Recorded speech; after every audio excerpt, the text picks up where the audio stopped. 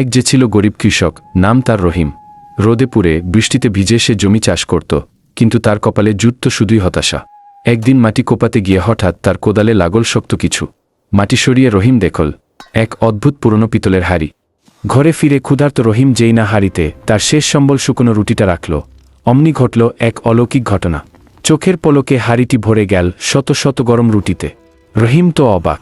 এরপর ভয়ে ভয়ে সে পকেট থেকে বের করল একটি মাত্র পয়সা। হাড়িতে ফেলতেই ঝনঝন শব্দে ঘর ভরে গেল সোনার মোহরে। মুহূর্তের মধ্যেই গরিব রহিম হয়ে গেল গ্রামের সবচেয়ে ধনী ব্যক্তি। তার ভাঙা কুঁড়েঘর পাল্টে হল বিশাল অট্টালিকা। কিন্তু রহিম তার কষ্টের দিনগুলোর কথা ভোলেনি। সে জাদুর হাড়ির ধনসম্পদ নিজের কাছে আটকে না রেখে গ্রামের গরিব দুঃখী মানুষের মাঝে বিলিয়ে দিতে শুরু করল।